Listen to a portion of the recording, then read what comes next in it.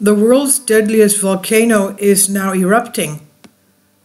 It last erupted in 1985, one of the world's deadliest volcanoes erupting, and of course it has to be evacuated because it is deadly. If people are not immediately evacuated, scientists warned.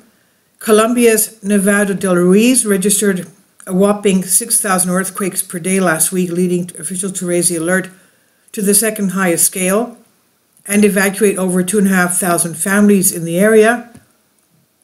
Over 57,000 people live in the volcano's hazard zone, which is spread across parts of 6 provinces, according to Colombia's Geological Service. Daily Mail reports the volcano's eruption in 1985 had 85,000 victims, more than that. It's the 4th deadliest volcanic eruption in human history, leaving people buried under avalanches of earth and rock fragments because of the pyroclastic flow. CGS, the Colombia Geologic Service, believes last week's earthquakes were due to magma moving through the fault system, setting the stage for what could be the deadly eruption. Is now taking place. The eruption is now taking place, according to Volcano Discovery.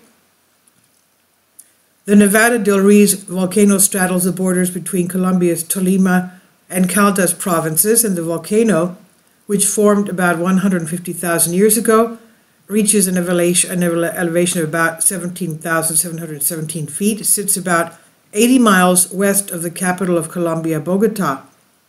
It's a stratovolcano composed of many layers of lava that alternate between hardened volcanic ash and rocks.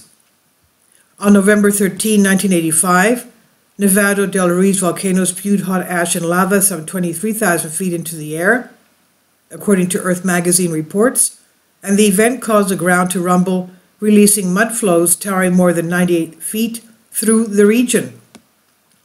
The eruption was not considered large, but heat released during the event surrounding glacier capped on the volcano released the deadly mud flow on the villages below. Now that Nevado del Ruiz is, of course, erupting, officials are not taking any chances evacuating nearby people. President Gustavo Petro asked for evacuations to move more quickly. Disaster officials have said livestock, critical to many livelihoods in the rural area, may also be moved, or farmers can return during the day to care for them. But some residents say they do not plan on leaving their homes. It doesn't scare me, one said. Evelio Ortiz, a potato farmer who survived the 1985 eruption with his wife and 5 children. He says, it doesn't scare me because it already exploded. What was going to erode, eroded. That's his logic. Authorities said that children must evacuate even if adult family members choose to stay. Before last week's activity, officials said an average of 50 earthquakes per day were recorded, with minor events over the past 10 years. The geological services of the area reported that increased seismic activity was first observed last month, with 6,500 earthquakes on March 28 to 11,000 earthquakes on March 29. Activity began to slow on Sunday, but the volcano spewed 3,000-foot column of ash the same day. The government raised the volcano's alert level from yellow to orange last week in preparation for eruption in the coming days or weeks. It's now red because it's erupting. We support the decision of local communities to evacuate some people, National Disaster Unit Interim Director Luis Fernando Valesco said after meeting late on Monday with national and local authorities. It's probable that in the coming days we will need to evacuate additional people.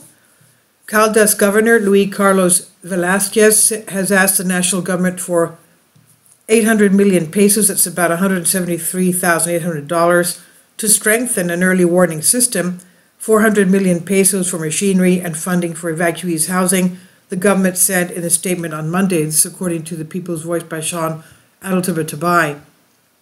And the Nevado del Ruiz volcano, as we said, it is erupting. It's a red code. It's in central Colombia, about 80 miles west of Bogota, the capital. It's a broad glacier-covered volcano. A relatively small eruption in 85 caused a devastating mud flow with almost 25,000 victims in the town of Armero, marking one of the worst volcanic disasters in history. So sadly, this could have been avoided easily if clear warnings by volcanologists had been taken seriously. So that's what's going on there. Background is the volcano covers more than 2,000 square meters and is composed by three major andesitic and dacitic edifices of lava and tuffs. The present-day cone is composed by lava domes built within the summit caldera of the older Ruiz volcano. Its summit contains the 1 kilometer wide, 240 meter deep Arenas crater. The prominent La Oleta flank cone of the southwest flank was probably built in historic time. The Nevado del Ruiz volcano has repeatedly produced large mud flows, lahars, triggered by melting of the summit glacier during eruptions. Deposits of these mud flows are found on its broad flanks, and these events may have been known since the 16th century. So that's what's going on there. The 1985 Aremo mudflow disaster. The volcano erupted 13th of November 1985. Although eruption was small, it caused a large mudflow which swept through the town of Armero, almost 40 kilometers away from the summit, where more than 23,000 people were victims to that. The event caused a heated debate because government officials chose to ignore volcanologists' warnings of the imminent danger of the advancing lahar. The eruption itself had been preceded by increased fumarolic, phreatic, and seismic activity for a year. The tragedy was South America's worst and globally the fourth worst volcanic known disaster. The event was even more tragic because the same events had already occurred at least 2 times during earlier eruptions. The Nevado del Ruiz has a history of generating deadly lahars. In 1595, a lahar swept down the valley of the river Guali and river Lagunitas with 636 people victims. In 1845, a large lahar flooded the upper valley of the river Lagunitas and killed over 8,000 people. The lahar traveled for 70 kilometers downstream before spreading out in the plain in the lower valley floor, and the young town of Armero was built directly on top of this 1845 mudflow deposit. I mean, what can you say? What kind of logic is there to be? Kindly support my Patreon account. The daily posts are 5 videos daily, and they are totally different from what I have on my YouTube channel. Thank you so much for your support and that you find all my content so interesting. You'll find the Patreon account details in the description box below.